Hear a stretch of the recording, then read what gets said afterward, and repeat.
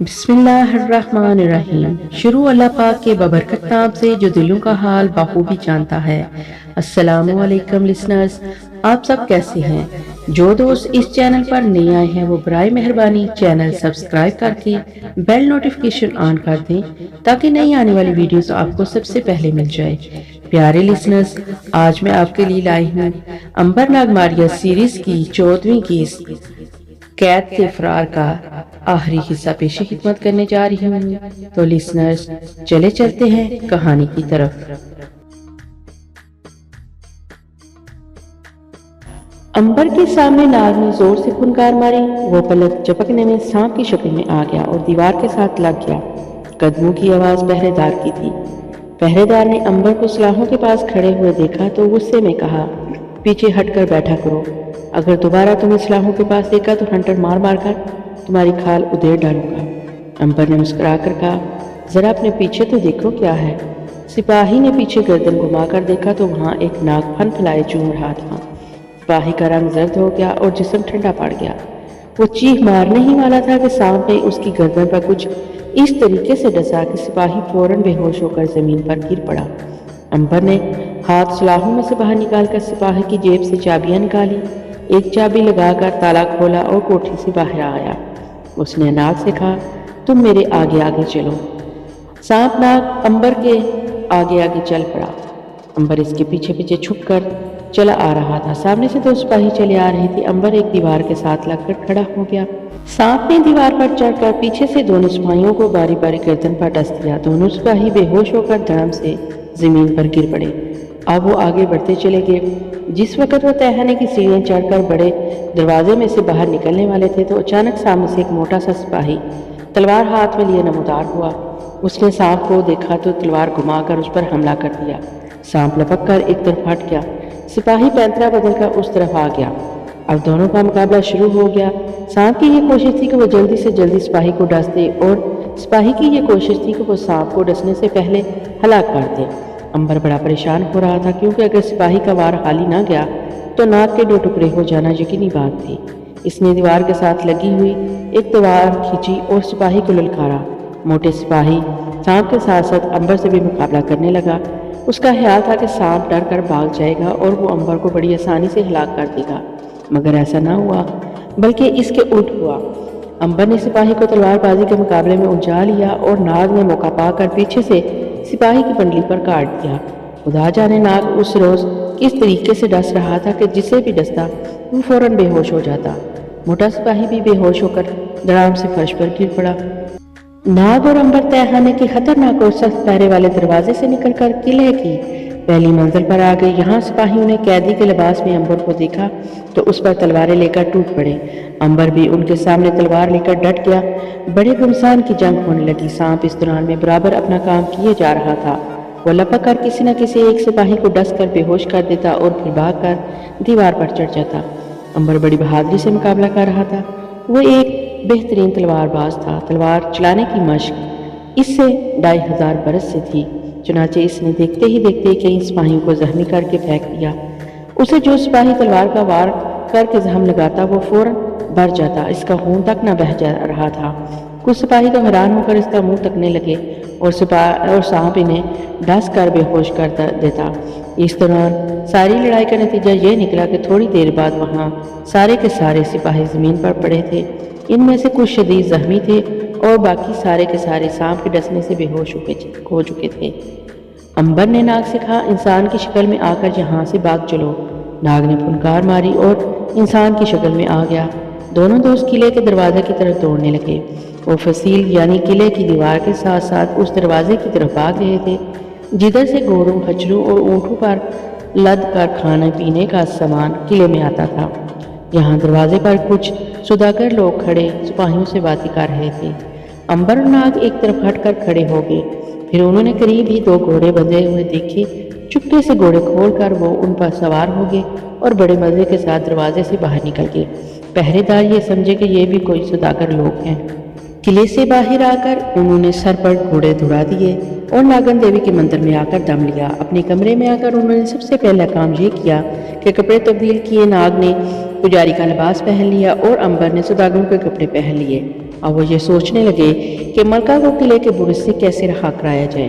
ظاہر ہے یہ کام ان دونوں کے سوا اور کوئی نہیں کر سکتا تھا، پھر بھی یہ کام بڑے جان جوکھوں کا تھا۔ پہلی بات یہ تھی کہ جس برج میں ملکہ قید تھی وہ قلعے کی سب سے بلند چوٹی پر تھا، اس کے علاوہ وہاں بے حد سخت پیرا تھا اور برج کی سیڑھیوں میں سے ہو کر اوپر جانا اور پھر ملکہ کو وہاں سے نکال کر اپنے ساتھ لانا ایک مشکل مرحلہ تھا۔ دونوں دوست سر جوڑ کر بیٹھ کے اور غور کرنا شروع کر دیا۔ کافی دیر کے غور و فکر کے بعد وہ اس نتیجے پر پہنچے کہ اس سلسلے میں کنیز کارمیلا کی روح سے مدد لی جائے، کیونکہ اس کی مدد کے بغیر وہ ملکہ کو وہاں سے نکال کر نہیں لا سکتے تھے۔ امبر نے کارمیلا کی روح کو پکارنا شروع کر دیا۔ کافی دیر کے بعد وہ روح وہاں آ گئی۔ تمہاری آواز مجھے بہت دور سے کھینچ کر یہاں لائی ہے۔ اگر تمہارا مجھ پر بہت بڑا احسان نہ ہوتا تو میں کبھی یہاں نہ آتی۔ بولو تم نے مجھے کس لیے بلایا ہے؟ امبر نے کہا، اس شہر کی ملکہ کو سپہ سالار نے قید کر رکھا ہے، کیا تم کسی طرح اسے قید خانے سے نکال کر ہمارے پاس پہنچا سکتی ہو؟ کارمیلا کی روح نے گہرا سانس بھر کر کہا، مجھے افسوس ہے امبر، میں ایسا نہیں کر سکتی، یہ میری طاقت سے باہر نہیں ہے، مگر اس کی مجھے اجازت نہیں ہے، اس لیے کہ ملکہ اور بادشاہ نے مل کر خدا کے ایک بزرگ نبی کے خلاف گنونا جرم کیا تھا۔ یہ عورت بھی اس جرم میں شریک تھی، یہ خدا کے مجرم ہے، میں اس میں دخل نہیں دے سکتی۔ ہاں اگر تم چاہو تو اپنے طور پر اسے آزاد کروانے کی کوشش کر سکتی ہو۔ امبر نے کہا، میں تمہاری مجبوری کو خوب سمجھتا ہوں کارمیلا، مجھے معاف کر دینا، میں نے تمہیں اتنی دور سے یہاں آنے کی تکلیف دی۔ کارمیلا بولی، مجھے افسوس ہے کہ میں نے تمہیں ناامید کیا امبر، یقین کرو اگر یہ بات میرے اختیار میں ہوتی تو میں کبھی انکار نہ کرتی، بلکہ ہمیشہ کی طرح اب بھی تمہارے کام آتی۔ کوئی بات نہیں کارمیلا، تم سچی ہو، خدا حافظ، خدا حافظ۔ کارمیلا کی روح چلی گئی۔ امبر اور نار ایک بار پھر سر جوڑ کر بیٹھ کے اچانک ناگ نے کہا، کیوں نہ میں ناگن دیوی سے مدد طلب کروں؟ میرا خیال ہے شاید وہ راضی ہو جائے، مگر تم تو کہتے ہو تمہارے بلانے پر کبھی نہیں بولی۔ میں نے کبھی اسے بلایا ہی نہیں، میں تو یہ کہہ رہا تھا کہ ہمیشہ اسی نے مجھے بلایا۔ بہرحال کوشش کر کے دیکھ لو۔ ناگ اسی وقت امبر کو لے کر ناگ دیوی کے استان پر آ گیا۔ اس وقت مندر میں اور کوئی نہیں تھا، صرف دو ایک پجارنے وہاں بیٹھی عبادتیں کر رہی تھی۔ ناگ نے انہیں باہر بھیج دیا اور خود استان پر بیٹھ کر آنکھیں بند کر کے عبادت شروع کر دی۔ کچھ دیر تک مذہبی منتر پڑھتے رہنے کے بعد اس نے آنکھیں کھول دی اور ناگن دیوی کی طرف دیکھ کر کہا، اے ناگنوں اور ناگنوں کی سب سے بڑی ناگن دیوی، میں تیری ہی خواہش سے پجاری بنا۔ میں کون ہوں تو مجھے جانتی ہے، کیا تو میری مشکل میں میری مدد کرے گی؟ اچانک ناگن دیوی کا بت تھوڑا سا ہلا اور پھر آواز سنائی دی، اے ناگ شہزادے، تو کون ہے میں جانتی ہوں، مگر تو نے اب یوحنا نبی کا مذہب اختیار کر لیا ہے۔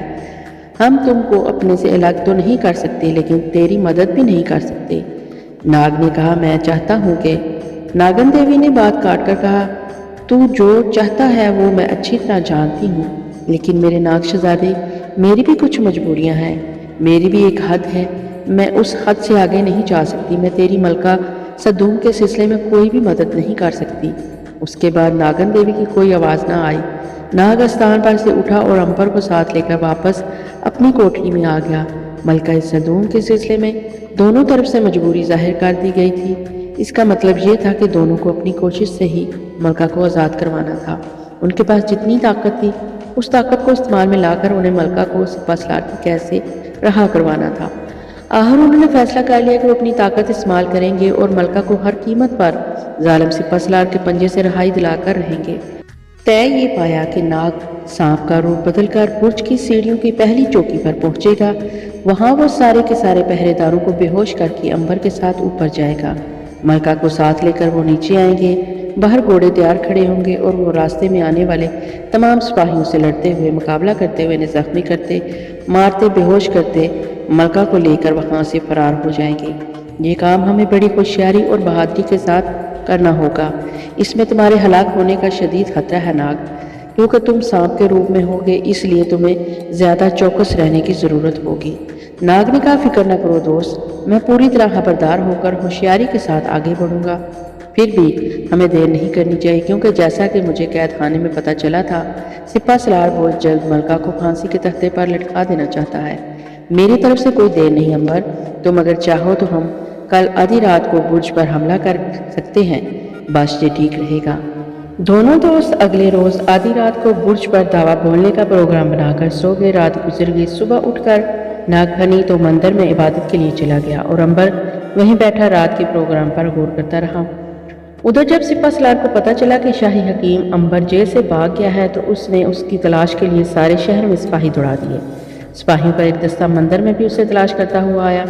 नागफनी ने उन्हें कहा कि मंदिर में कोई मफरूर मुलजम नहीं है, मगर सिपाहियों ने उसकी बात का एतबार न किया और मंदिर की कोठरियों के गिर्द गेड़ा डालकर तलाशी शुरू कर दी। ये 6 सिपाही थे। अंबर का पकड़ा जाना यकीनी था, क्योंकि मंदिर में सिवाय कोठरियों के और कोई ऐसी जगह नहीं थी जहां अंबर को छुपाया जा सकता। चुनाचे नाग ने उन सिपाहियों को वहां से भगाने की एक तरकीब सोची। उसने अपने स्थान में जाकर सांप का रूप बदला और बाहर निकलकर बिजली जैसी तेजी के साथ सिपाहियों पर हमला कर दिया।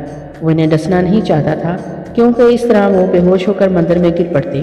वो उन्हें डरा कर वहां से भगाना चाहता था। चुनाचे ऐसा ही हुआ। सांप का हमला इस कदर अचानक था कि सिपाहियों के कदम उखड़ गए। वो मंदिर से बाहर की तरफ दौड़ पड़े। बाहर जाकर उन्होंने इत्मीनान का सांस लिया और घोड़े पर सवार होकर ऐसे भागे कि पीछे पलट कर भी नहीं देखा। उसी रोज सलोमी ने सिपा सलार से कहा कि मलका को जिस कदर जल्द हो सके फांसी के तख्ते पर लटका दिया जाए, क्योंकि उसके जिंदा रहने से खतरा है कि बादशाह के हामी लोग फिर से शह पाकर बगावत न कर दें। सिपा सलार ने भी इसी खतरे को महसूस किया और उसी वक्त हुक्म दिया कि शाम होने से पहले मलका को फांसी पर चढ़ा दिया जाए। फौरन किले के बाहर एक फांसी तैयार हो गई। मलका को स्याह लिबास पहना दिया गया और जलाद भी काले कपड़े पहनकर शाम होने का इंतजार करने लगे। मलका अपनी कोठरी में बैठी रो रही थी, इसलिए नहीं कि उसे मौत का खौफ था, बल्कि इसलिए कि देखते ही देखते उनके हंसते बसते घर को उजाड़ कर रख दिया गया था। दूसरी तरफ अंबर और नाग आधी रात को हमला करने की तैयारियां कर रहे थे कि किसी ने आकर इन्हें खबर दी कि किले के बाहर फांसी घर तैयार हो गया है और सुना है कि मलका को फांसी दी जा रही है। अंबर और नाग तो खड़े के खड़े रह गए। इन्हें अपने सारे मंसूबे पर पानी फिरता नजर आया। अंबर ने कहा, अगर ये सच है तो हमें मलका को बचाने की अभी से कोशिश कर देनी चाहिए। जरा सी भी देर हो गई तो हम मलका से हाथ धो बैठेंगे। मैं तैयार हूँ, आओ मेरे साथ। उस वक्त सूरज गुरूब हो रहा था और धूप ढलना शुरू हो गई थी। अंबर और नाग ने आम सौदागरों का हुलिया बनाया, सरों पर बड़े बड़े अमामे बांधे, नकली दाढ़ियां लगाई और किले की तरफ रवाना हो गए। उनका प्रोग्राम ये था कि किले की मगरबी सौदागरों वाले दरवाजे से दाखिल होकर वो बुरुज तक पहुंचने की कोशिश करेंगे। अभी वो इस दरवाजे से काफी फासले पर थे कि उन्हें किले की दीवार के नीचे एक बहुत बड़ा हजूम दिखाई दिया।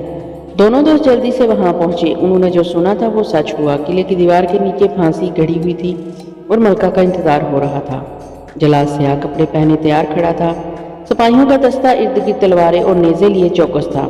अंबर ने नाग से कहा, नाग, अगर सिपाही एक बार मलका को इस हजूम में ले आए तो हमारे लिए मलका को बचा कर ले जाना नामुमकिन हो जाएगा। फौरन किसी सूरत में अपने साथ मुझे भी लेकर किले के अंदर उस मकाम पर पहुंचो जहां मलका मौजूद है। मेरे साथ उस टीले की ओट में आ जाओ। नाग अंबर को साथ लेकर टीले के पत्थरों के ओट में हो गया। यहाँ उसके सिवा और कोई आदमी नहीं था। नाग ने अंबर के सर पर हाथ रखकर उसे आंखें बंद करने के लिए कहा। अंबर ने आंखें बंद कर ली। नाग ने कुछ मंत्र पढ़कर जोर से फुनकार मारी और वह दोनों आदमियों से सफेद अकाबों के रूप में तब्दील हो गए। दोनों काब तीर की तरह किले की तरफ उड़ गए। मलका को फांसी देने के लिए कोठरी से निकाल लिया गया था। जिस वक्त दोनों सफेद अकाब किले के ऊपर पहुंचे, मलका सदूम जंजीरों में जकड़ी हुई बुर्ज के दरवाजे से बाहर लाई जा रही थी। उसके आगे पीछे सिपाही थे जिनके हाथों में तलवारें थी। दोनों अकाब फजा में चक्कर लगाते रहे। वो जानते थे कि अगर उन्होंने सिपाहियों पर झपटा मारा तो वो तलवारें चलाकर उन्हें हलाक कर देंगे।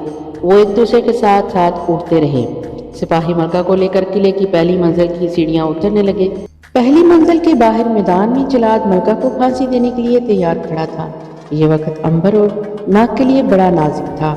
उन्हें एक पल सोचने की भी मोहलत नहीं थी। जब सिपाही मलका को लेकर किले की पहली मंजिल के सहन में आए तो दोनों अकाबों ने बड़ी जबरदस्त रफ्तार के साथ सिपाहियों पर झपटा मारा और दोनों की आंखें लहूलुहान करके ऊपर उड़ गए।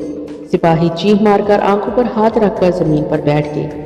अकाब दूसरे सिपाहियों पर झपटा मारने के लिए आए तो उन्होंने तलवारें चलाना शुरू कर दी। बाकी सिपाहियों ने कमानों में तीर जोड़े और आसमान की तरफ छोड़ दिए। जहर में बुझे हुए 6-7 तीर सन करके दोनों अकाबों के पहलू में से करीब से होकर गुजर गए। ये बड़ा नाजुक मरहला था। सिपाहियों ने तीरों की बारिश शुरू कर दी थी। नाग हवा में उठकर चक्कर लगाते हुए अंबर से बोला, तुम बुर्ज की तरफ उतर जाओ और तलवार हाथ में लेकर उनके साथ जंग शुरू कर दो। मैं किसी दरिंदे की शक्ल में उन पर हमला करता हूँ, नहीं तो ये कम से कम मुझे हलाक कर देंगे। اور ہم ملکہ کو نہیں بچا سکیں گے۔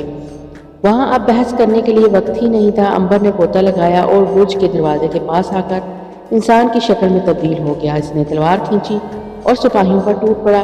سارے سپاہیوں نے اکیلے عنبر کو گھیر لیا اور اس پر دھڑا دھڑ حملے کرنے شروع کر دیے۔ دوسرے عقاب نے غوطہ لگایا اور جب وہ زمین پر آیا تو سپاہیوں کو شیر کے دل ہلا دینے والی دہاڑ سنائی دی۔ انہوں نے حیران ہوتی آنکھوں سے دیکھا کہ ایک 10-12 فٹ لمبا بہت خونخوار شیر برج کی جانب سے لپکتا ہوا ان پر حملہ آور ہوا ہے۔ ایک پل کے لیے وہ بت بن کے رہ گئے۔ ان کی سمجھ میں نہیں آ رہا تھا کہ وہاں شیر کہاں سے آ گیا۔ اس دوران میں شیر نے حملہ کر کے 2 سپاہیوں کی گردنوں پر زور سے پنجہ مارا اور ان کے منکے توڑ دیے۔ اب حالت یہ ہو گئی کہ ایک طرف عنبر تلوار کے ساتھ ایک بہادر سپاہی کی طرح ان کے ساتھ لڑ رہا تھا اور دوسری طرف خونخوار شیر انہیں پھاڑ رہا تھا۔ دیکھتے ہی دیکھتے میدان جنگ کا پانسا پلٹ گیا۔ 6-7 سپاہیوں کی لاشیں خون میں لت پت پڑی ہوئی تھیں اور باقی خوف سے چیخ مارتے ہوئے وہاں سے بھاگ اٹھے۔ ملکہ ایک طرف سہمی بیٹھی تھی۔ عنبر نے ملکہ کے پاس آ کر کہا، ملکہ جلدی سے شیر کے اوپر سوار ہو جائیں، جلدی کریں، وقت بہت کم ہے۔ ملکہ کا ڈر سے رنگ زرد ہو رہا تھا لیکن اسے دوسری طرف بھی موت نظر آ رہی تھی۔ وہ فوراً شیر کی پشت پر سوار ہو گئی۔ عنبر نے ناگ سے کہا کہ وہ قلعے کے مغربی دروازے سے نکل کر کسی طرح ناگن دیوی کے مندر پہنچ جائے۔ شیر نے ملکہ کو اپنے اوپر بٹھایا اور بجلی جیسی تیزی کے ساتھ لمبی لمبی چھلانگیں لگاتا سب کے سامنے لوگوں کو خوف سے ادھر ادھر دوڑاتا مغربی دروازے سے قلعے سے باہر نکل گیا۔ باہر لوگوں نے ایک حیرت انگیز منظر دیکھا کہ ملکہ ایک بہت بڑے شیر کے اوپر سوار تھی اور شیر پوری طاقت کے ساتھ بھاگتا چلا جا رہا تھا۔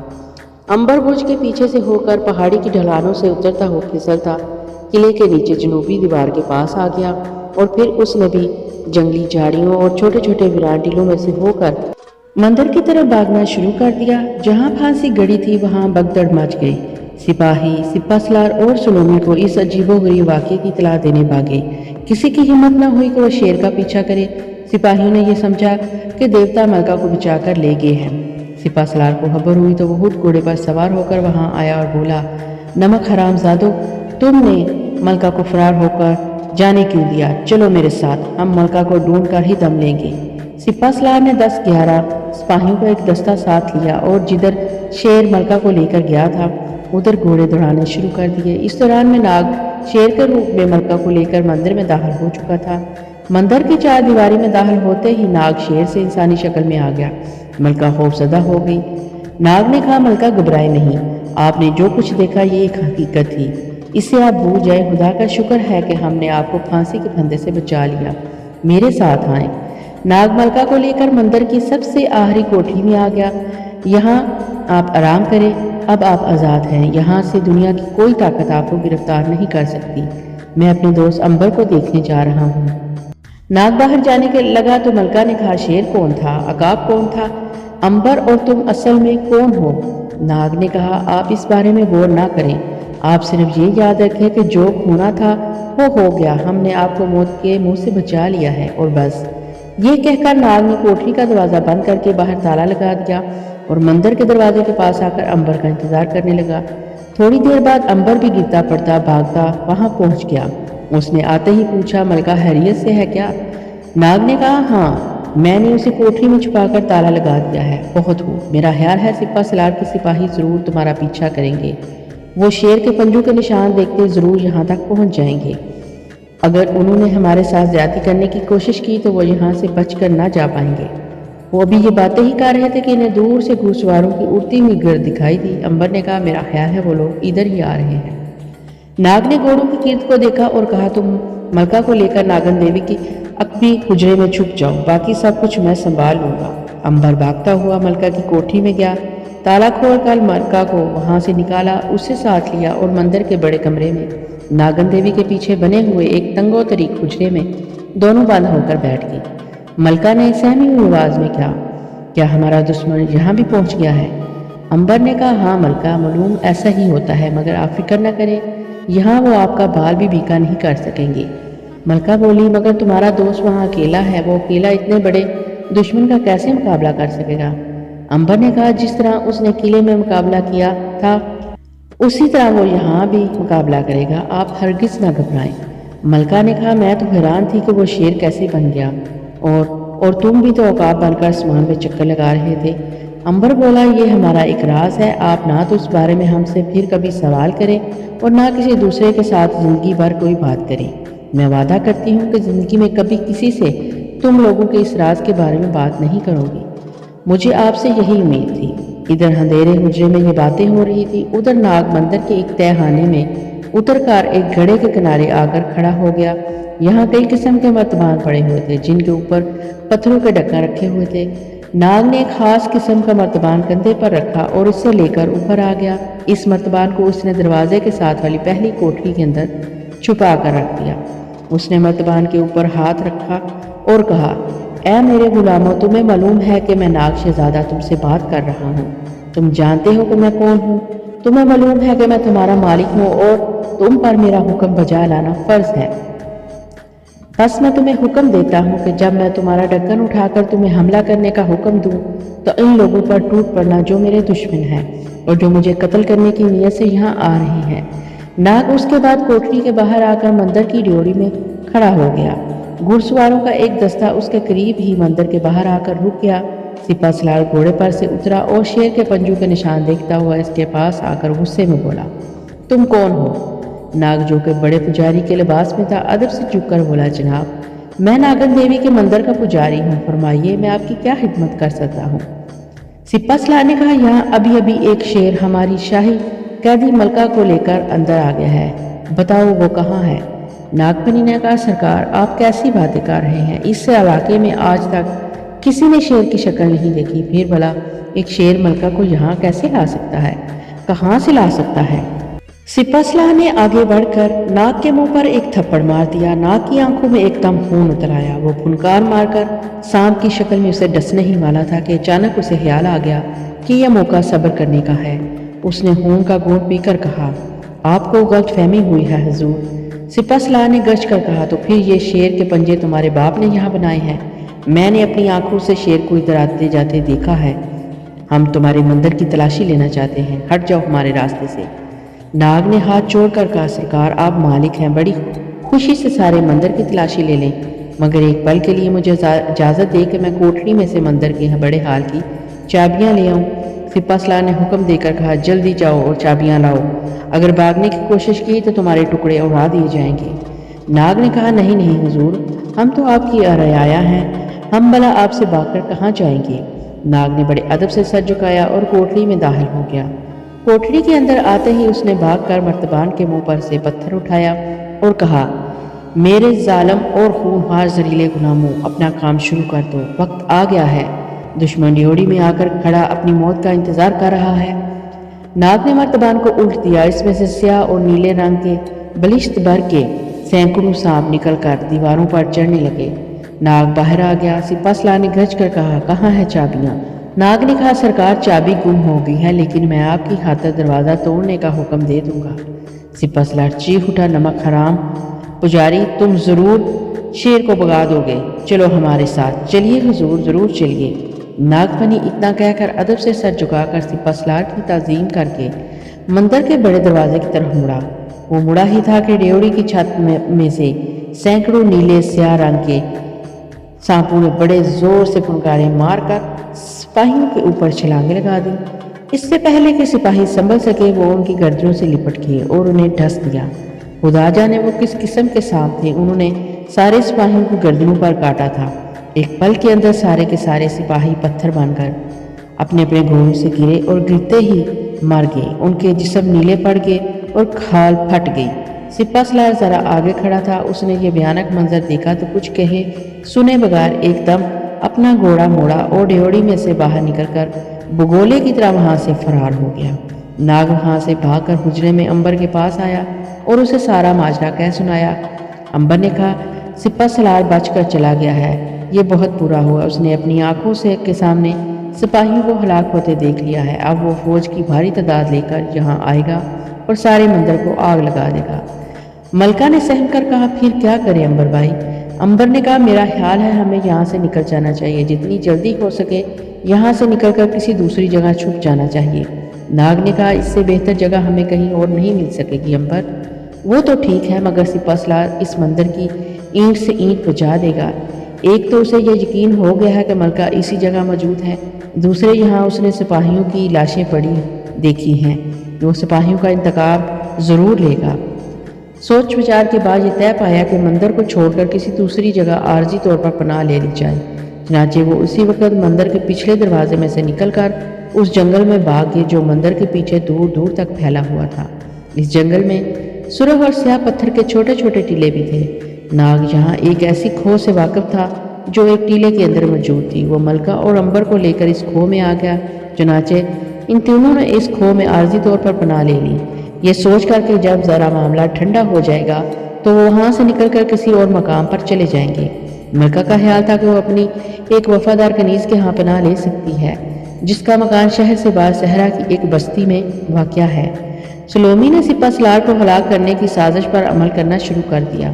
وہ صدون کی حکومت کا تختہ الٹنے میں کامیاب ضرور ہو گئی تھی، لیکن اس شہر کی وہ اکیلی اور خود مختار ملکہ نہیں تھی بلکہ سپاسالار کی بیوی بننے والی تھی۔ اس طرح اسے اپنے خاوند بادشاہ کے ماتحت ہونا تھا، اور سلومی ایک احمق اور اس کے اشاروں پر ناچنے والے بادشاہ کی ملکہ نہیں بن سکتی تھی۔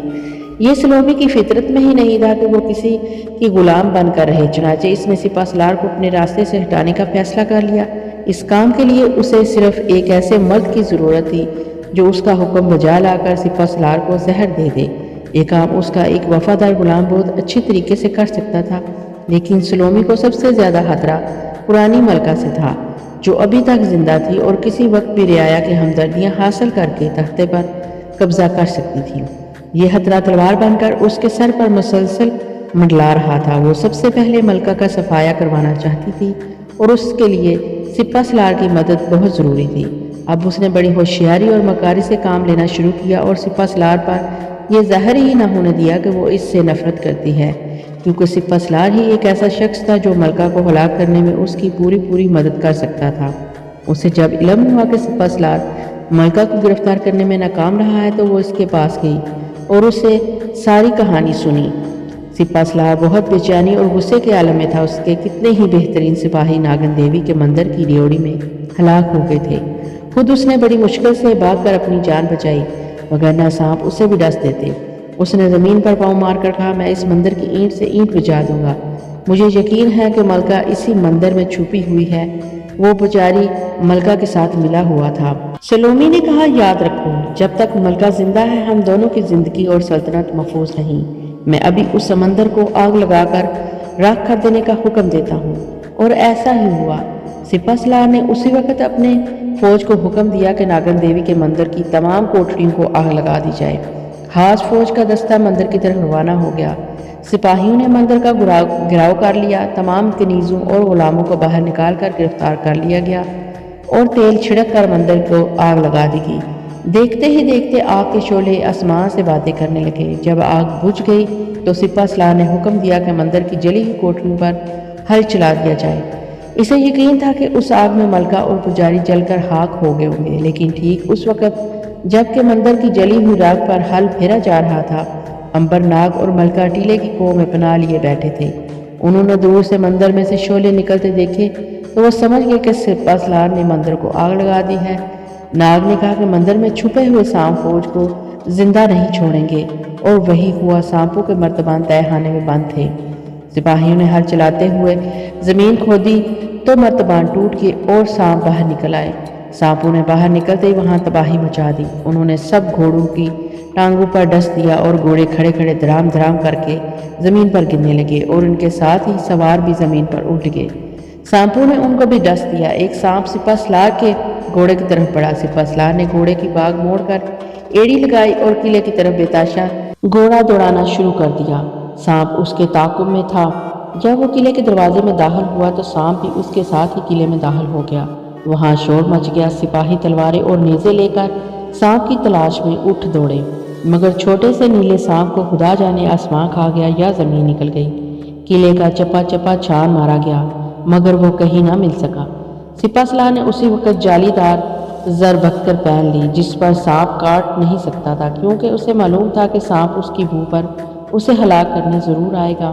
سلومی یہ سن کر بہت خوش ہوئی کہ مندر کے ساتھ ساتھ ملکہ بھی جل کر ہلاک ہو گئی۔ اس نے پھر بھی احتیاطاً سپہ سالار سے پوچھا، کیا تمہیں یقین ہے کہ ملکہ اسی مندر میں تھی؟ اگر وہاں ملکہ نہ ہوتی تو پجاری کو ہمارے سپاہیوں پر سانپ چھوڑنے کی کیا ضرورت تھی؟ ملکہ نے مندر کی کوٹری میں پناہ لے رکھی تھی اور میں نے تمام کوٹریوں کو جلا دیا، زمین کے ساتھ ملا دیا۔ ملکہ بچ کر کہیں بھی نہیں جا سکتی۔ میرے سپاہیوں نے مندر کے چاروں طرف اپنا گراؤ ڈال رکھا تھا۔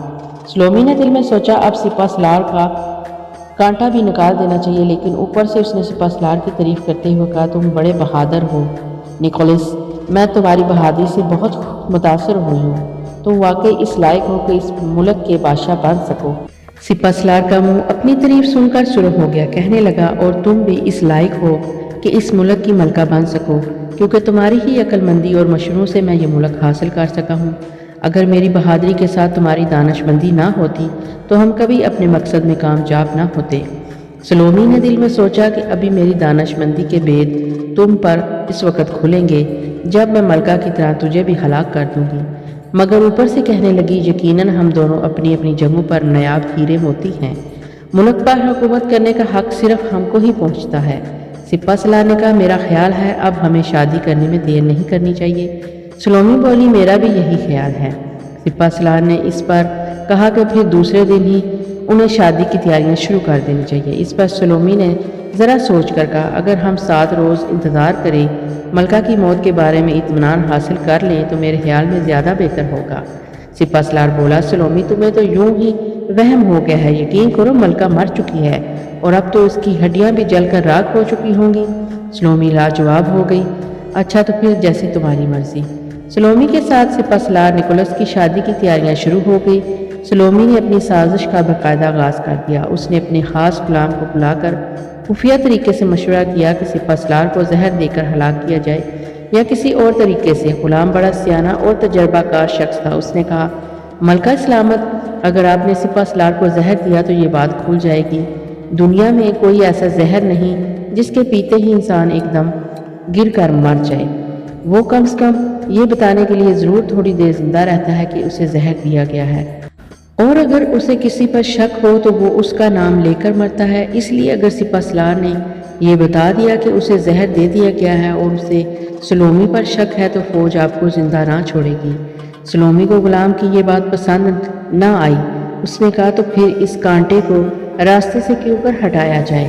تجربہ کار غلام نے کہا، ملکہ سلامت، جو شخص میٹھا دینے سے ہلاک ہو سکتا ہے اسے آپ زہر کیوں دے رہی ہیں؟ ملکہ نے کہا، میں تمہارا مطلب نہیں سمجھی، بات کھول کر بیان کرو۔ غلام کہنے لگا، آپ کو یاد ہوگا کہ جس وقت سپہ سالار کے سپاہی مندر کی کوٹریوں پر ہل چلا رہے تھے تو سانپوں میں سے بھرے ہوئے مرتبان ٹوٹ کر بکھر گئے تھے۔ ہاں مجھے یاد ہے، اور سانپوں نے ہمارے بہت سارے سپاہیوں پر حملہ کر کے انہیں موت کی نیند سلا دیا تھا۔ غلام نے کہا، اور پھر ایک نیلے رنگ کا بہت ہی زہریلا چھوٹا سا سانپ سپہ سالار کی طرف لپکا تھا۔ سپہ سالار وہاں سے گھوڑے پر سوار ہو کر بھاگ آیا، لیکن وہ سانپ برابر اس کا پیچھا کرتا ہوا قلعے میں داخل ہو گیا تھا۔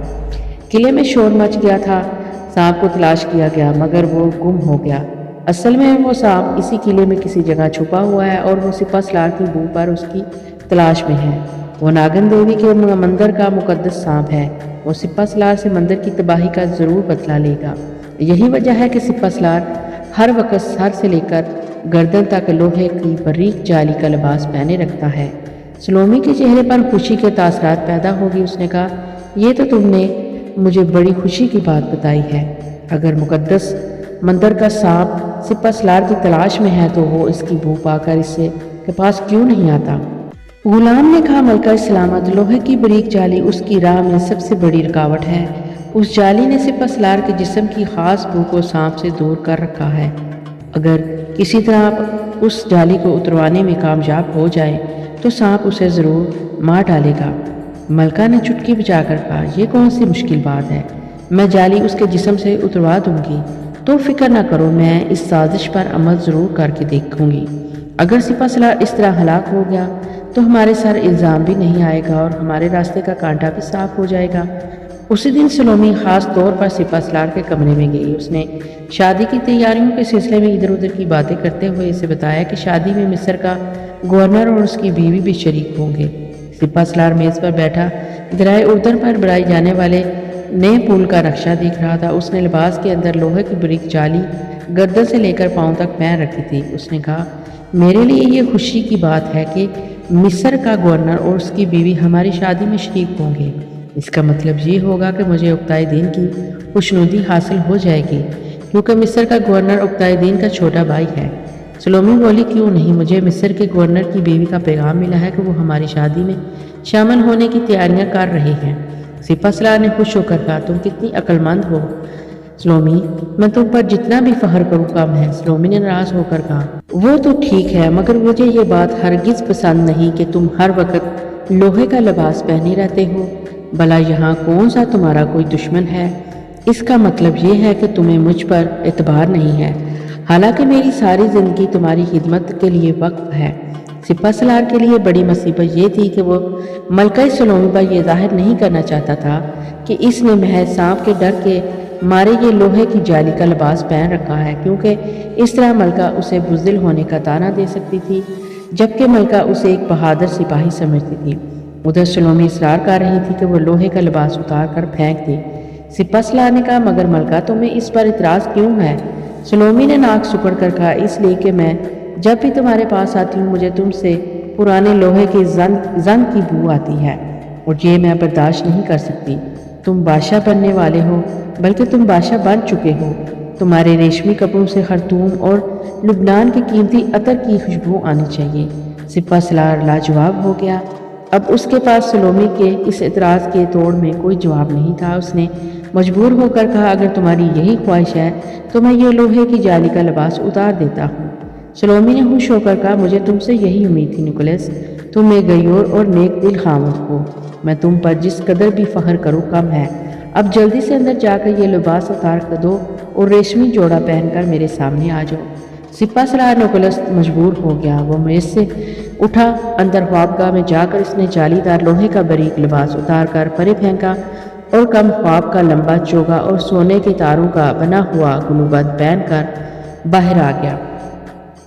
سلومی نے اسے دیکھ کر خوشی سے تالی بجائی اور کہا، میرے خاوند تم اس لباس میں کس قدر حسین لگتے ہو۔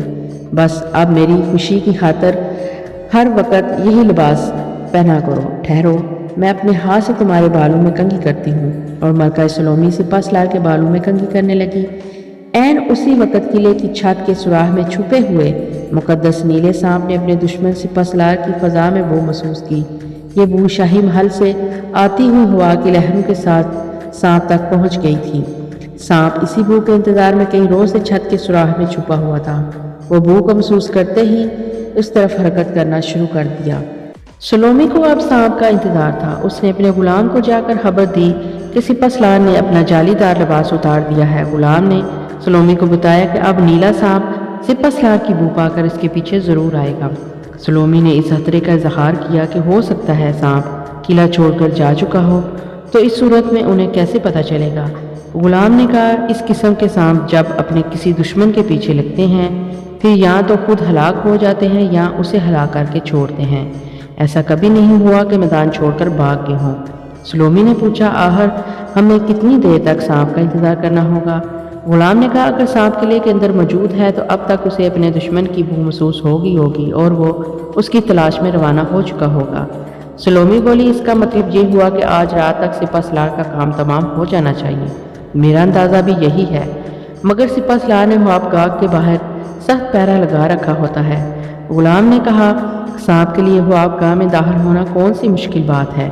غلام نے سلومی کو بڑی سچی بات کہی تھی۔ سانپ کے سپہ سالار کی خوابگاہ میں کڑے پہرے کے باوجود داخل ہونا کوئی مشکل بات نہیں تھی، مگر سلومی کو یقین نہیں آیا۔ کم سے کم اگر اسے یقین آ بھی گیا تھا تو وہ خود موقع پر جا کر یہ دیکھنا چاہتی تھی کہ سانپ خوابگاہ میں آیا یا نہیں۔ غلام کو رخصت کر کے وہ اپنے کمرے میں آ گئی اور رات ہونے کا انتظار کرنے لگی، کیونکہ غلام نے کہا تھا کہ آج رات سانپ ضرور سپہ سالار کی خوابگاہ میں داخل ہو جائے گا۔ غلام ایک تجربہ کار آدمی تھا۔ اسے معلوم تھا کہ سپہ سالار کی بو جالی دار لباس اتارنے کے بعد سارے محل میں پھیل چکی ہے اور سانپ چل پڑا ہوگا۔ سانپ چھت والے بال سے باہر نکل کر بو کا پیچھا کرتا ہوا چل پڑا تھا۔ وہ دیوار سے اتر کر جدھر سے بو آ رہی تھی ادھر کو روانہ ہو گیا۔ دیوار سے وہ صحن میں آیا اور دیوار کے ساتھ ساتھ آگے بڑھنے لگا۔ رات کا وقت تھا محل میں صرف شاہی خوابگاہوں میں روشنی ہو رہی تھی، باقی تقریباً ہر جگہ اندھیرا ہی اندھیرا تھا۔ پہرے دار جگہ جگہ چکر لگا رہے تھے، لیکن چھوٹے سے نیلے سانپ کے لیے ان کی نگاہوں سے بچ کر آگے نکلنا کوئی خاص مشکل بات نہیں تھی۔ اب اسے بو زیادہ آنے لگی تھی۔ سانپ سمجھ گیا کہ وہ اپنے دشمن کے قریب پہنچ رہا ہے۔ سپہ سالار کو احساس تھا کہ اس نے جاری دار لباس اتار کر ایک خطرہ مول لیا ہے، چنانچہ وہ چوکس ہو گیا۔ اس نے اپنے شاندار پلنگ کے ارد گرد کانٹے دار تار کی ایک پٹی بچھا دی۔ سانپ اگر اس پر سے گزر کر آگے بڑھنے کی کوشش کرتا تو اس کا جسم لوہے کے کانٹے میں الجھ کر رہ جاتا۔ اس اعتبار سے سپہ سالار بڑا مطمئن ہو کر پلنگ پر سو رہا تھا۔ اس نے احتیاط کے طور پر تلوار اپنے سرہانے رکھ چھوڑی تھی اور شمعدان کی روشنی کو بھی گل نہیں کیا تھا۔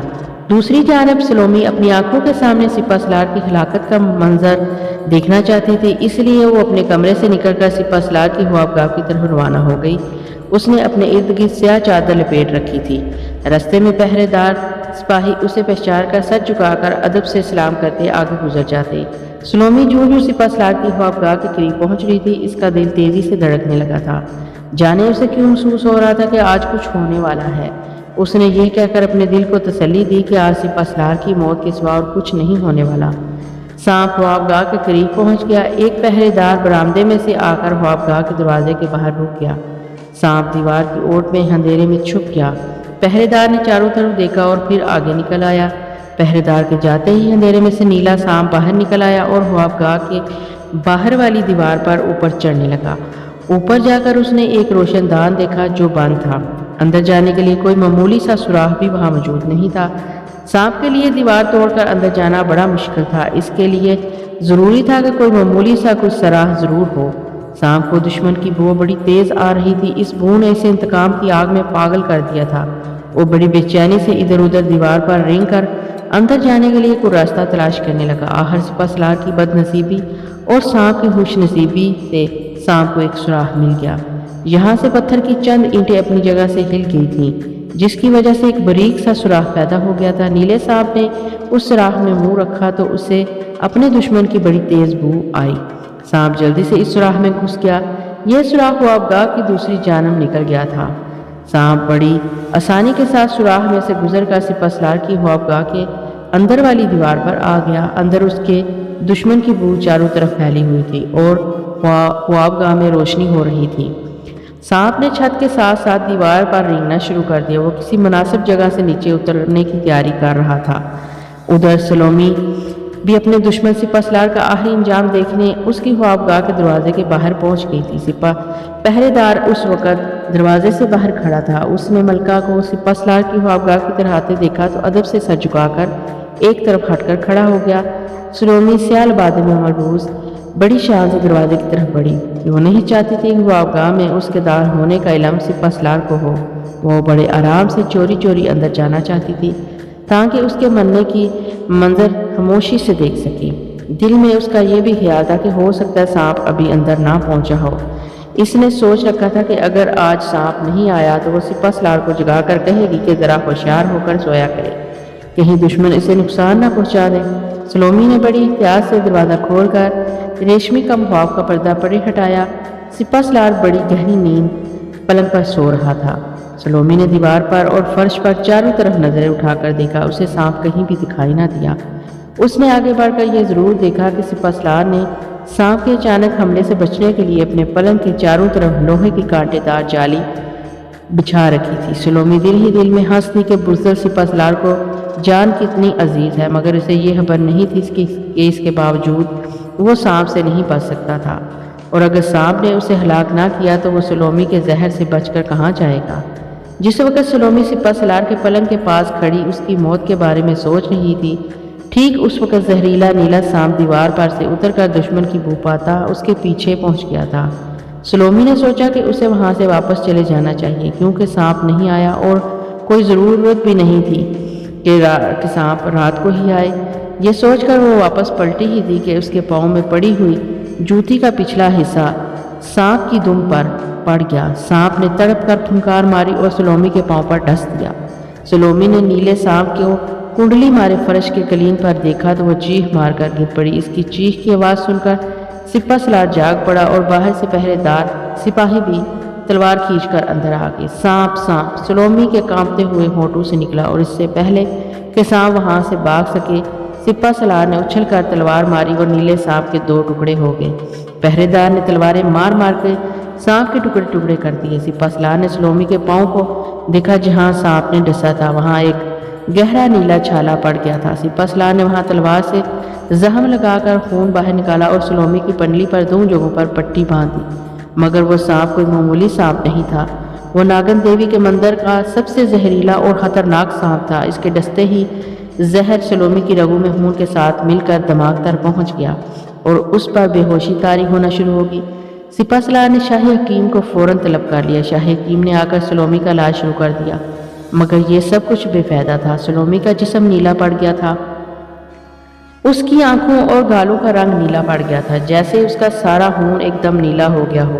اس کے ہاتھ پیر اور ناک کان نیلے ہو گئے، اس کا جسم جم کر نیلا پتھر بنتا جا رہا تھا۔ وہ بے بس نگاہوں سے ہر ایک کو تک رہی تھی، اس کی آواز بند ہو گئی تھی، اس کے ہونٹ پتھر ہو گئے تھے، مگر اس کی آنکھوں میں ابھی تھوڑی سی زندگی باقی تھی۔ سپہ سالار نے سر پیٹ لیا، خدا کے لیے میری ملکہ کو بچا لو، اسے مرنے مت دو، میں تم لوگوں کو اپنی ساری دولت دے دوں گا، مگر میری ملکہ کو مرنے سے بچا لو۔ سلومی کے کانوں میں سپہ سالار کی آواز جیسے بہت دور سے آ رہی تھی۔ وہ سپہ سالار کے مرنے کا سماں دیکھنے آئی تھی، لیکن وہاں اس کی موت کا منظر سارے لوگ دیکھ رہے تھے۔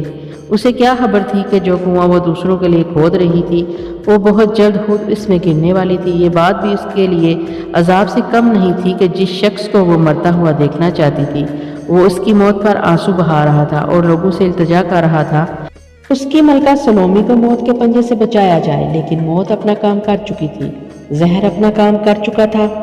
زندگی کی گرمی سلومی کے جسم سے نکلتی تھی، اس کی جان صرف اس کی آنکھوں میں اٹکی ہوئی تھی۔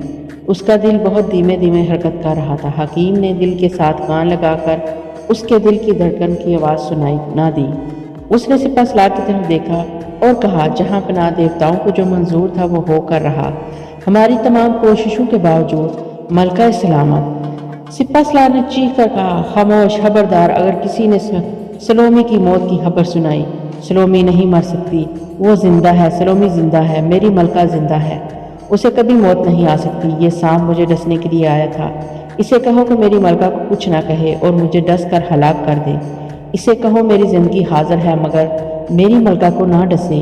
سپہ سالار سلومی کے غم میں پاگل ہوا جا رہا تھا، وہ ہر وقت ہر قیمت پر سلومی کو زندہ دیکھنا چاہتا تھا۔ وہ سلومی کے غم کو برداشت نہ کر سکتا تھا، اس سلومی کے غم کو جس نے اس کی موت کی سازش کی تھی اور جو اس کی موت کا سماں دیکھنے آئی تھی، لیکن خود اس کے پنجے میں پھنس گئی۔ سپہ سالار کی آہوازاری سلومی کو نہ بچا سکی، سانپ کے مہلک زہر نے کام تمام کر دیا۔ سلومی کے کانوں میں سپہ سالار کی آواز آنا بند ہو گئی، اس کی آنکھوں کے سامنے اس کا چہرہ دھندلانے لگا اور پھر اندھیرے میں گم ہونا شروع ہو گیا۔ سلومی سمجھ گئی کہ وہ مر رہی ہے، اس نے آخری ہچکی لی اور مر گئی۔ سپہ سالار چیخ مار کر اس کی لاش سے لپٹ گیا، وہ اسے پاگلوں کی طرح آوازیں دینے لگا، مگر اب وہاں کیا رکھا تھا، سارے محل میں سلومی کی موت کا سوگ پھیل گیا۔ بوڑھے غلام کو سلومی کی موت کا بڑا صدمہ ہوا تھا، خدا جانے سلومی سے کیا غلطی ہو گئی تھی کہ سانپ نے سپہ سالار کو ڈسنے کی بجائے پہلے اسے ڈس دیا۔ سلومی کو پورے شاہی اعزاز کے ساتھ شاہی قبرستان میں دفن کر دیا گیا۔ سلومی کی موت کی خبر ٹیلے کی کھو میں امبر، ملکہ اور ناگ کو بھی مل گئی۔ ایک بہت بڑی رکاوٹ ان کے راستے سے خود بہت دور ہو گئی تھی، لیکن ابھی ایک طاقتور رکاوٹ باقی تھی۔ ابھی سپہ سالار زندہ تھا، اسے بھی راستے سے ہٹانا تھا۔ امبر نے ناگ سے کہا، ہمیں شہر میں عوام کی رائے ہموار کرنی چاہیے، ہمیں لوگوں کو بتا دینا چاہیے کہ یوحنا نبی کا اصل قاتل سلومی اور سپہ سالار ہیں، ملکہ نہیں۔ یہی وجہ ہے کہ یوحنا کی روح نے بادشاہ اور سلومی سے بدلہ لے لیا ہے۔ ناگ نے کہا، تمہارا خیال بہت اچھا ہے امبر، لیکن اس کے لیے ہمیں ان دینی بزرگوں سے ملنا ہوگا جو دریائے اردن کی عبادت گاہ میں لوگوں کے سامنے مذہبی واز کرتے ہیں۔ ملکہ نے کہا، ناگ کی رائے سے میں اتفاق کرتی ہوں، لوگ اب بھی مجھ سے ایک ملکہ کی طرح پیار کرتے ہیں۔ میرے جاسوس نے محل میں مجھے خبر دی تھی کہ کچھ لوگوں کو یقین ہے کہ سلومی کے اشارے پر بادشاہ اور سپہ سالار نے یوحنا نبی کو شہید کیا ہے اور ملکہ بے گناہ ہے۔ ہمیں اس سے فائدہ اٹھا کر لوگوں کو سپہ سالار کے خلاف بغاوت پر اکسانا چاہیے۔ امبر اسی روز بیس بدل کر شہر نکل گیا۔ وہ سیدھا دریائے اردن کے کنارے والی عبادت گاہ میں پہنچا۔ وہاں کافی لوگ جمع تھے اور عبادت کر رہے تھے۔ عنبر بڑے درویش سے ملا اور ادھر ادھر کی باتوں کے بعد اس نے کہا، خداوند نے یوحنا نبی کے قاتلوں کو ان کے گناہ کی سزا دے دی ہے۔ سلومی اور بادشاہ یوحنا کے قاتل تھے، مگر ابھی ایک قاتل زندہ ہے، ہمارا خداوند اسے بھی ضرور بدلہ دے گا۔ درویش نے کہا، تم ٹھیک کہتے ہو اجنبی، ہم جانتے ہیں قاتل کون ہے۔ عنبر نے وہاں لوگوں کے سامنے ایک زبردست تقریر کی، جس میں یہ ثابت کیا کہ یوحنا نبی کو بادشاہ نے سلومی اور سپہ سالار کے اشارے پر شہید کیا تھا۔ لوگوں نے سپہ سالار کے خلاف نفرت بڑے نعرے لگائے۔ اس طرح عنبر نے شہر کے لوگوں کو سپہ سالار کے خلاف کر دیا۔ سپہ سالار کو جاسوسوں نے اطلاع دی کہ شہر میں لوگ اس کے خلاف نعرے لگا رہے ہیں اور وہ عبادت گاہ میں جمع ہو کر بغاوت کی سازش کر رہے ہیں۔ سپہ سالار کو اب اپنے تخت و تاج کی فکر پڑ گئی۔ اس نے حکم دیا کہ عبادت گاہ پر حملہ کر کے لوگوں کو قتل کر دیا جائے اور عبادت گاہ کو آگ لگا کر تباہ کر دیا جائے۔ فوراً سپاہیوں کا ایک دستہ تلواریں لہراتا گھوڑوں پر سوار عبادت گاہ پر ٹوٹ پڑا۔ سپاہیوں نے بڑی بے دردی کے ساتھ عبادت گاہ میں عبادت کرتے ہوئے پرامن لوگوں کو قتل کرنا شروع کر دیا۔ جو لوگ جان بچا کر بھاگے انہیں دریائے کنارے پکڑ کر ٹکڑے ٹکڑے کر دیا۔ اس کے بعد سپاہیوں نے عبادت گاہ کو آگ لگا دی۔ اس حادثے کے بعد شہر میں سپہ سالار کے خلاف نفرت اور غصے کی لہر دوڑ گئی، مگر طاقت کے سامنے لوگ بے بس تھے۔ سپہ سالار کے سپاہی جگہ جگہ چھاپے مار کر لوگوں کو قتل کر رہے تھے۔ اس کی اطلاع عنبر اور ناگفنی کو پہنچی تو انہوں نے ملکہ سے کہا، اب وقت آ رہا ہے کہ ہم آگے بڑھ کر باغی لوگوں کی رہنمائی کریں اور سپہ سالار کے خلاف جنگ کا اعلان کر کے محل پر کھلا حملہ کر دیں۔ ملکہ نے کہا، ابھی ہمیں تھوڑا سا اور انتظار کرنا چاہیے۔ سپہ سالار نے تخت و تاج بچانے کے لیے شہر میں قتل و عام شروع کرا دیا۔ شہر میں ہر طرف دہشت پھیل گئی۔ اپنے بھائیوں کے قتل عام کے بعد لوگ سپہ سالار سے نفرت کرنے لگے تھے اور ان کے خون کے پیاسے ہو گئے، مگر وہ نہتے تھے، وہ کچھ نہ کر سکتے تھے۔ فوج کا ایک حصہ بھی سپہ سالار کے خلاف ہو گیا، لیکن اکیلے وہ بھی کچھ نہیں کر سکتے تھے۔ دوسری طرف سپہ سالار کے جاسوس نے آ کر اسے خبر دی کہ اس ساری کارروائی کی ذمہ دار ملکہ ہے۔ سپہ سالار نے چونک کر کہا، کیا کہا ملکہ؟ کیا وہ بھی زندہ ہے؟ جاسوس نے بتایا کہ ملکہ صدوم زندہ ہے اور شہر سے باہر ایک قلعے کی کھو میں پناہ لیے ہوئے ہے۔ سپہ سالار کا یہ سن کر خون کھول اٹھا۔ اس نے اسی وقت سپاہیوں کو ساتھ لیا اور بجلی جیسی تیزی کے ساتھ گھوڑا دوڑاتا ہوا شہر سے باہر والے ٹیلے کی طرف چل دیا۔ فوج کا وہ دستہ جو سپہ سالار کے خلاف تھا اور ملکہ کا وفادار تھا، جب اس کو معلوم ہوا کہ ملکہ زندہ ہے اور سپہ سالار اسے قتل کرنے ٹیلے کی طرف جا رہا ہے، تو وہ اس سے پہلے تیر کمان سے مسلح ہو کر ٹیلے پر جا پہنچے۔ عنبر نے سپاہیوں کے ایک دستے کو اپنی طرف بڑھتے دیکھا تو ملکہ اور ناگ کو خبردار کر دیا۔ سپاہیوں کا دستہ ٹیلے کے سامنے آ کر رک گیا اور اپنے کپتان کے حکم سے انہوں نے ٹیلے کے اوپر چاروں طرف چھپ کر پتھروں کی اوٹ میں اپنے مورچے سنبھال لیے۔ عنبر نے ملکہ اور ناگ سے کہا، دشمن سر پر پہنچ گیا ہے، ہمیں ہر قیمت پر ملکہ کو بچانا اور سپہ سالار کو ہلاک کرنا ہے۔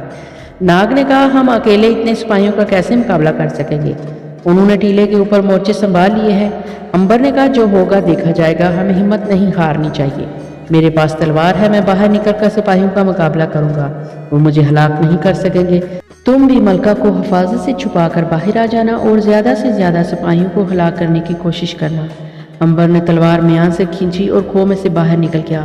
اسے یقین تھا کہ ٹیلے کے اوپر دشمنوں کے مورچوں میں سے تیر کی بچھار آئے گی اور اس کے جسم کو چھلنی کر دے گی، مگر ظاہر ہے اسے کچھ نہیں ہو سکے گا۔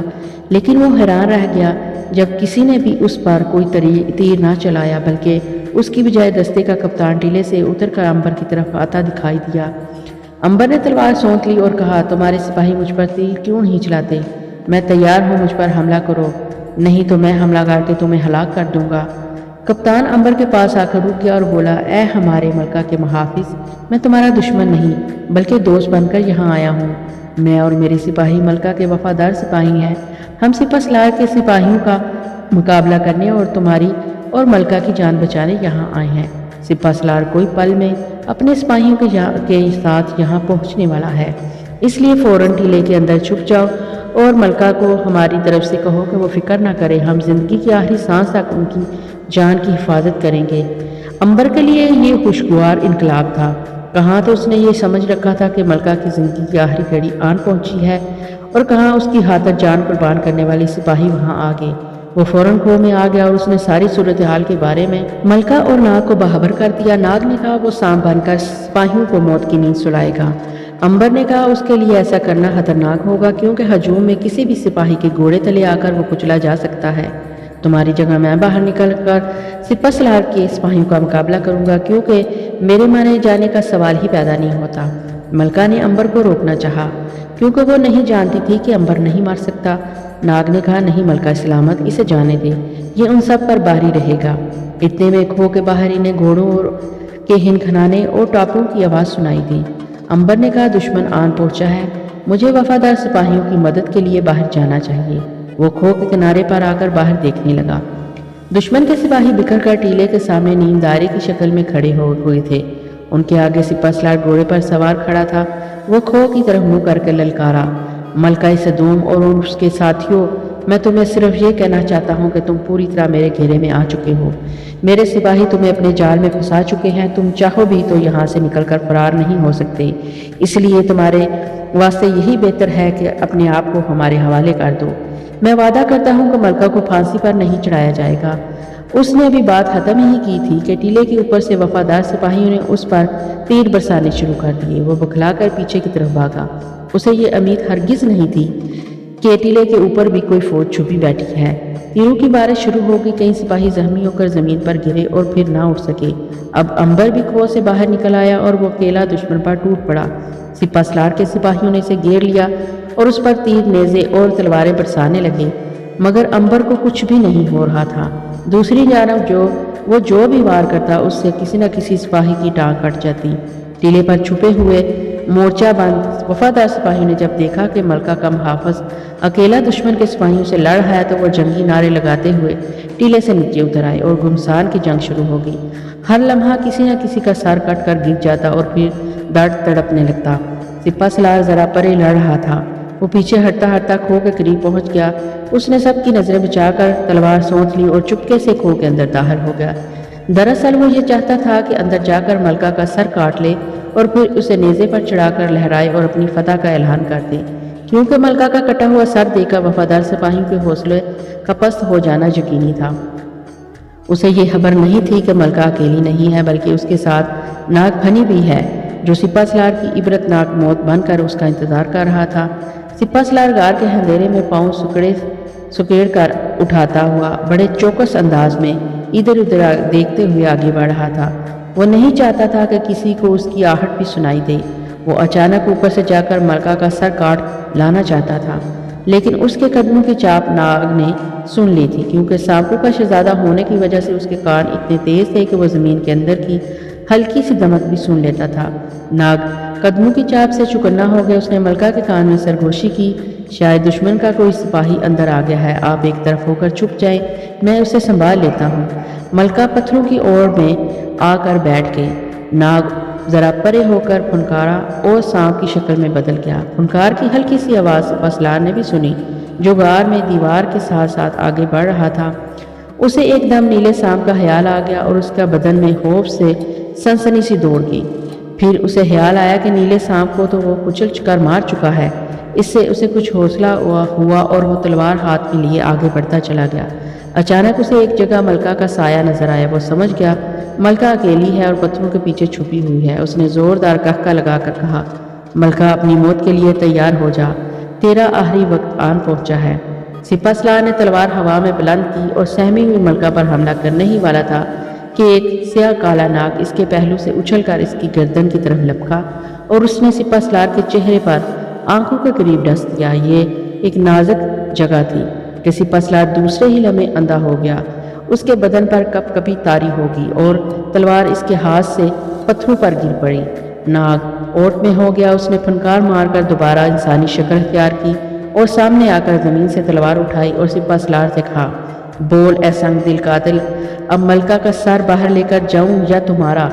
सिपहसालार का सारा बदन लर्ज रहा था और उस पर जानकनी की हालत तारीख हो गई थी। नाग ने एक ही वार से इसका सर तन से जुदा कर दिया और उसे तलवार पर चढ़ाकर खो से बाहर ले जाकर फिजा में लहरा कर बोला, दुश्मन के सिपाहियों इधर देखो, ये है तुम्हारे सिपहसालार का सर, अपने हथियार फेंक दो, हम तुम्हें माफ़ कर देंगे, वगरना तुम्हारा भी वही इंजाम होगा जो तुम्हारे सिपहसालार का हुआ है। दुश्मन के सिपाहियों ने अपने सिपहसालार का सर تلوار کے اوپر چڑھا دیکھا تو ہتھیار پھینک کر اپنے آپ کو ملکہ کے وفادار فوجیوں کے حوالے کر دیا۔ عنبر نے ناگ کو شاباش دی کہ اس نے سپہ سالار کو قتل بھی کر دیا اور ملکہ کی جان بھی بچا لی۔ اگر تم بھی میرے ساتھ باہر آ جاتے تو پانسا پلٹ گیا ہوتا اور ملکہ کی جان خطرے میں تھی۔ اب وہ غار کے اندر گئے اور احترام کے ساتھ ملکہ کو لے کر باہر آ گئے۔ وفادار فوجیوں کے کپتان نے جھک کر ملکہ کو سلام کیا اور کہا، ملکہ سلامت، ظالم اپنے انجام کو پہنچے، دشمنوں کو شکست ہو گئی، جنہوں نے خدا کے نیک بندوں کے ساتھ زیادتی کی تھی انہیں ان کے گناہوں کی سزا مل گئی۔ آپ ہمارے ساتھ شاہی محل تشریف لے چلیے، شاہی تخت اور آپ کی وفادار رعایا آپ کی آمد کا انتظار کر رہے ہیں۔ سپاہیوں نے ملکہ زندہ باد کے نعرے لگا کر ملکہ کا خیر مقدم کیا اور انہیں اپنے ساتھ لے کر شاہی محل کی طرف روانہ ہو گئے۔ عنبر اور ناگ ملکہ کے آس پاس تھے۔ رستے میں ہی رعایا کو معلوم ہو گیا کہ ان کی ملکہ وفادار فوجیوں کے ساتھ محل کی طرف آ رہی ہے اور سپہ سالار قتل کر دیا گیا ہے۔ لوگ ملکہ کے استقبال کے لیے محل کی طرف دوڑ پڑے۔ محل اور قلعے میں جب سپہ سالار کی شکست کی خبر پہنچی تو وفادار فوجیوں نے سپہ سالار کی بچی کچی فوج کو قتل کرنا شروع کر دیا اور پھر سارے قلعے پر قبضہ کر لیا۔ دوسرے دن ملکہ کو صدوم کے تخت پر شاہانہ انداز میں تاج پوشی کے بعد بٹھا دیا گیا۔ ملکہ نے عنبر اور ناگ کو اپنے خاص وزیروں کا درجہ دیا اور خواہش ظاہر کی کہ وہ اپنی باقی زندگی ملکہ ہی کے شاہی محل میں رہ کر بسر کریں۔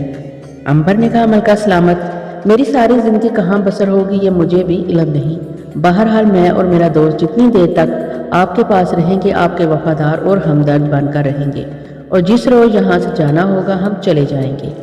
عنبر نے ملکہ کی مدد سے دریائے اردن کے کنارے والی یوحنا نبی کی عبادت گاہ کو نئے سرے سے بنوایا دیا۔